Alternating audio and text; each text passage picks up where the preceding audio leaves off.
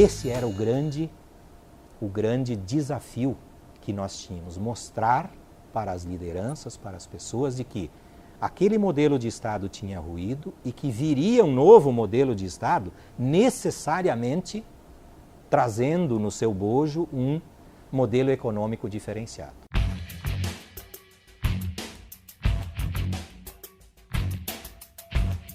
O Banco Central, naturalmente, que relutou sobremaneira para a aprovação dos atos constitutivos dessa central, mas com a força da Fecotrigo e o conhecimento e a relação pessoal que tinha o Dr. Mário Guimarães com integrantes do governo e especialmente no Banco Central, essa central foi aprovada.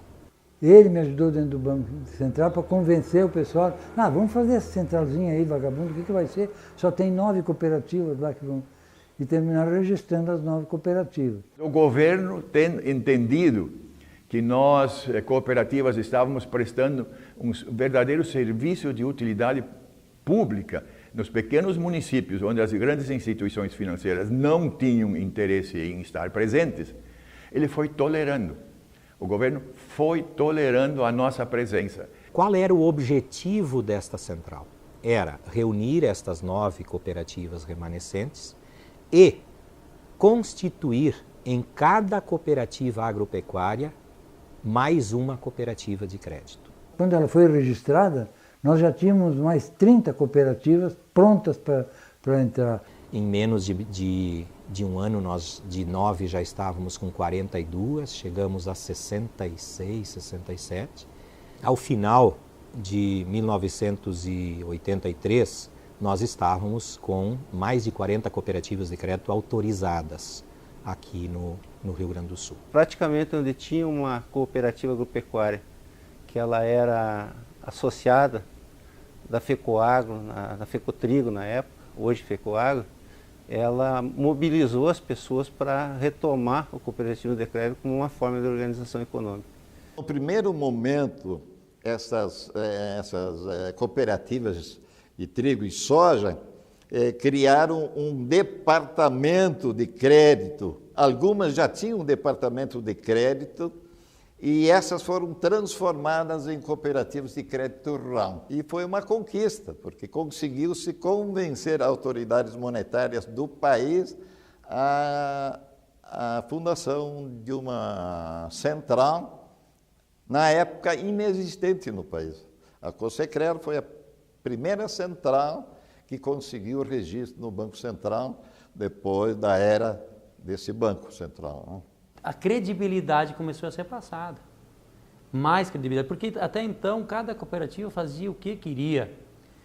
Lembro que eu ia aqui no vizinho município para pagar uma conta com o cheque da nossa cooperativa, na época Credirol, não era aceito, porque perguntava se existia aquilo. Quando a gente começou a falar que já era um sistema, que tinha uma central por trás para desenvolver, a gente já começou, vai ter futuro. Quando a gente está sendo perseguido, a gente não quer mostrar muita coisa. Então a gente escondia a maioria das nossas intenções, que era de fazer um sistema tipo francês, tipo alemão, dinamarquês. Mas para isso precisava montar embaixo toda a estrutura. Nós não íamos fazer um prédio de 20 andares sem fazer primeiro a estrutura embaixo. A preocupação da central era de realmente desenvolver o sistema cooperativo, ou então desenvolver as cooperativas num sistema. Todas trabalhar com os mesmos produtos, as mesmas taxas. Todos os agricultores sabiam do que a gente pretendia, mas nós não queríamos que a coisa vazasse, fosse para... Então não escandalizávamos.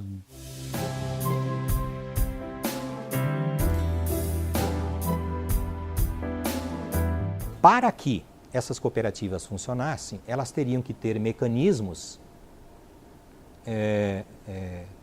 próprios de instituição financeira bancária. Por exemplo, a emissão de cheques. Se tem depósito à vista, tem que ter cheque. Só que para esse cheque ser aceito na comunidade, ele precisa ter circulabilidade, precisa ter sistema de liquidação. As cooperativas de crédito não integram um sistema próprio de compensação de cheques e outros documentos até hoje. Precisava de um banco para fazer isso. Aí entra o Banco Nacional de Crédito Cooperativo. Este banco foi que nos deu, então, através de convênio, a possibilidade de fazer com que os recursos que nós captássemos em depósito à vista pudessem ser utilizados pelos associados com um cheque, né, que levava a marca BNCC e, consequentemente, integrava o sistema de liquidação.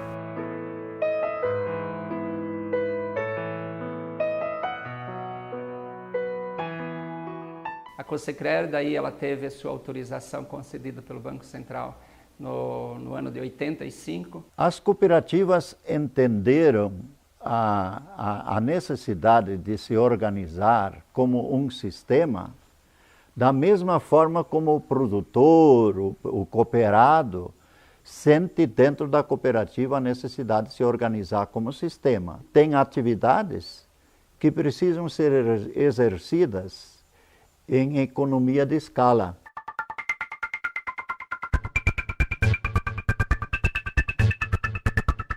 Mesmo com esta cultura, e já com traços fortes de organização sistêmica, em fevereiro de 86, nós passamos da viabilidade à inviabilidade em menos de 12 horas. Foi no governo do presidente Sarney, quando nós anoitecemos com uma inflação de 78% ao mês, e amanhecemos com inflação zero. Na medida que se corta a inflação, cortou-se o ganho de 78% ao mês sobre os recursos que nós tínhamos, passou a ser zero. Nós tivemos que reunir as cooperativas e fazer um plano de emergência.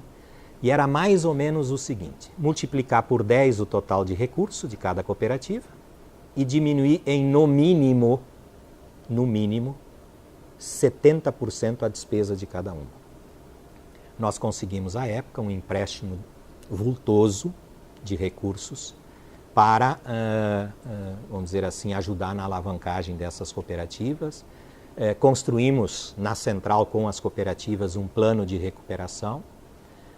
Tivemos que fazer algumas incorporações e resultamos mais fortes do que éramos antes. Toda vez que nós tivemos um revés, o princípio da solidariedade, o princípio da ajuda mútua, o princípio da cooperação falou mais alto do que o desafio de reconstruir ou de recuperar a perda que tinha naquele momento.